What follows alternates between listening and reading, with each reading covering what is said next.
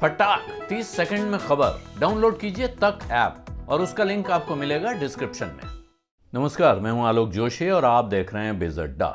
और आज फिर बात करेंगे आरबीएल बैंक की। आरबीएल बैंक आपको पता ही है, पिछले कुछ वक्त से सुर्खियों में है। एक चमकता हुआ सितारा था बैंकिंग के कारोबार का और अचानक ऐसा लगता है कि वो सितारा टूट रहा है। आज भी इसके शेयर करीब 10% गिरे हैं और ये हफ्ता पूरा जोड़ें, यानी जिस दिन से एक्शन शुरू हुआ है विश्ववीर आहूजा के जाने के बाद से, तो 26% की गिरावट इसके शेयरों में आ चुकी है। कुल मिलाकर एक चौथाई वैल्यू जा चुकी है और अभी ये सिलसिला रुकेगा कहना मुश्किल है।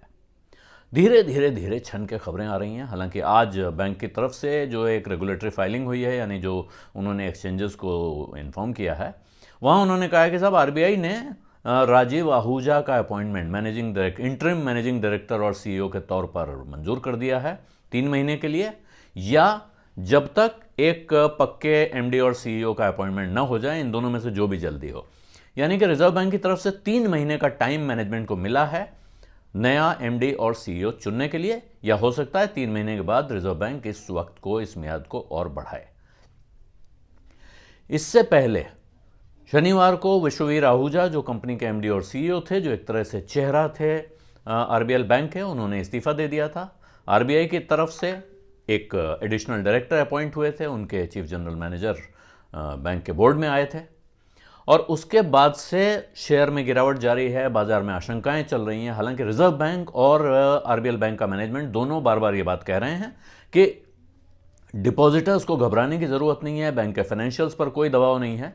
लेकिन इस सवाल का साफ जवाब आज तक नहीं मिल पाया है कि फिर क्या हुआ जिसकी वजह से कंपनी के एमडी और सीईओ को अपना कार्यकाल खत्म होने के करीब 6 महीने पहले अचानक जाना पड़ा। हालांकि जो टेक्निकल रीज़न दिया गया है वो ये है कि उन्होंने बीमारी की छुट्टी ली है, लेकिन बीमारी की छुट्टी इस अंदाज में क्यों ली गई है ये समझ में नहीं आता है।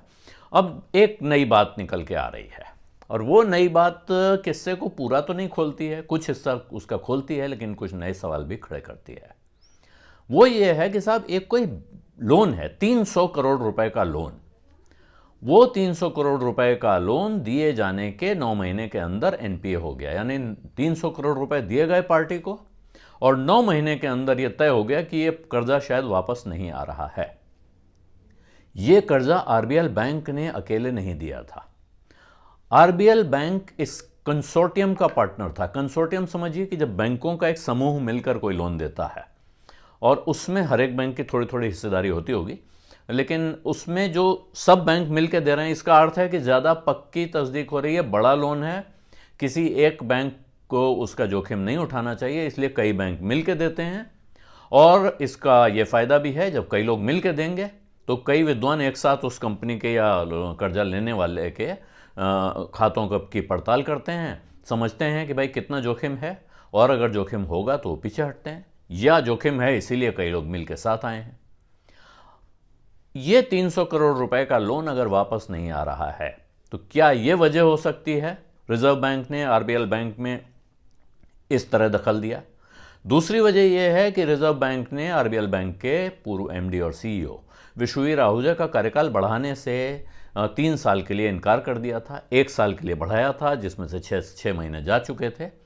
और कहा यह जा रहा बैंकिंग सर्कल्स में कि रिजर्व बैंक इस बात से खुश नहीं था कि जो उनका वारिस चुनने की प्रक्रिया है, जो उनकी जगह उनका उत्तराधिकारी चुना जाए, अगला एमडी और सीईओ बैंक का, उसके चयन की जो प्रक्रिया है बहुत सही रफ्तार से नहीं चल रही थी। रिजर्व बैंक को ऐसा लग रहा था कि शायद उसमें ढील दी जा रही है, तो उससे भी यार बैंक खुश नहीं था। ये जो बातें भी मैं कह रहा हूँ, ये सुनी सुनाई बातें आप इन्हें कह सकते हैं, या सूत्रों के हवाले से मीडिया में आ रही रिपोर्ट्स हैं या बाजार में चल रही रिपोर्ट्स हैं, उसमें इस 300 करोड़ रुपए के लोन के बारे में कहा गया कि साहब रिजर्व बैंक ने अपनी तरफ से ये कोई कारण नहीं बताया कि कौन से ट्रांजैक्शन की वजह से उन्हें आरबीएल बैंक के मैनेजमेंट से कोई एतराज़ या शक पैदा होता है। लेकिन ये ज़रूर लग रहा था कि कुछ गड़बड़ है, और ये 2018 का दिया हुआ लोन था।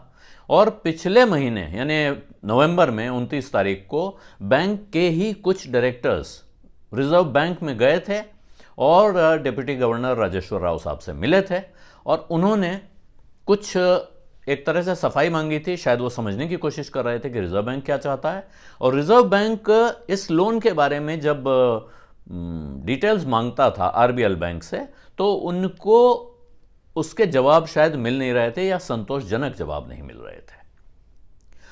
तो एक कारण तो यह है। दूसरा कारण मैंने बताया कि रिजर्व बैंक विश्ववीर आहूजा के सक्सेसर के चयन की जो तरक्की थी या उसकी रफ्तार थी, उससे खुश नहीं था। अब जो बात और कही जा रही है अंदर की, इसको पुष्ट करने का कोई तरीका हमारे पास नहीं है, लेकिन वो यूं कही जा रही है कि विश्ववीर आहूजा के सामने रिजर्व बैंक के नॉमिनी ने यह बात कह दी थी कि अब दो तरीके हैं, या तो आप इस्तीफा दे देंगे, और अगर आप इस्तीफा नहीं देते हैं तो फिर रिजर्व बैंक के पास कोई रास्ता नहीं रह जाएगा इसके बोर्ड को सुपरसीड करने के अलावा। बोर्ड को सुपरसीड करने का अर्थ वही होता है जो येस बैंक में या लक्ष्मी विलास बैंक में हुआ था, यानी रिजर्व बैंक किसी बैंक के बोर्ड को भंग कर देता है और उसको अपने अख्तियार में ले लेता है, फिर उस पर एक तरह से रिसीवर बैठा दिया जाता है या आरबीआई के अधिकारी बैठ के उसको चलाते हैं। तो ये माना जा सकता है कि विश्ववीर आहूजा इस बात के लिए तैयार हुए हों कि ठीक है, पूरा बोर्ड क्यों सुपरसीड हो, मैं ही चला जाता हूं। ये अब तक दिखाई पड़ रहा है, और इसमें अब दो सवाल और उठते हैं। एक, अगर ऐसा कुछ था तो रिजर्व बैंक को वह बात साफ साफ कहने में क्या चीज है जो उसको रोक रही है, क्यों वो बात साफ साफ नहीं कह रहा है।